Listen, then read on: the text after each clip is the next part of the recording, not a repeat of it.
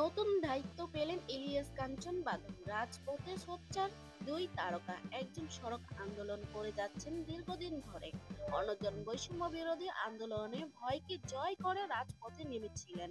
এবার জুরি বোর্ডের দায়িত্ব পেয়েছেন চলচ্চিত্র অভিনেতা ইলিয়াস কাঞ্চন ও আজমেরী হক বাঁধন। ঢাকা আন্তর্জাতিক চলচ্চিত্র উৎসবে 23তম আসরে এই দায়িত্ব পালন করবেন তারা। আগামী 11 জানুয়ারি থেকে 9 দিন ব্যাপী এই উৎসবে প্রদর্শিত হবে 75 দেশের প্রায় 250টি সিনেমা।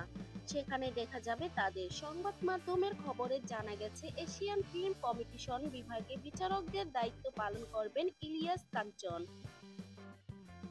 এ বিষয়ে তিনি বলেন, এর আগেও একবার এই উৎসবে বিচারক হিসেবে দায়িত্ব পালন করেছি। এরপর তারা অনুরোধ জানালেও আমি সময় করতে পারিনি। এবছর আবারও এই দায়িত্ব নিতে হচ্ছে। এই দায়িত্ব সঠিকভাবে পালন করার সর্বাত্মক চেষ্টা করব। অভিনেত্রী আজমেরী হক বাঁধন থাকছেন ওমেন ফিল্ম মেকার বিভাগের দায়িত্বে। বাঁধন জানালেন, অনেক বছর ধরে ঢাকা চলচ্চিত্র উৎসবে আয়োজন করা হচ্ছে। এ উৎসবের জুরি হিসেবে অংশ নেওয়া আমার জন্য সম্মানের।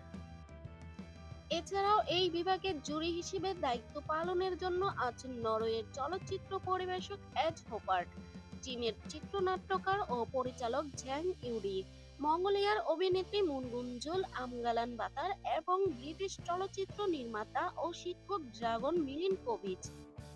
জুরির দায়িত্বে আরও থাকছেন লন্ডন প্রবাসী বাংলাদেশের অভিনেত্রী ও নির্মাতা লিসা গাজী, চীনের মেইপো রেইনবো ফং এবং ইরানি অভিনেত্রী হুদা মুকাদ্দাম মানিশ।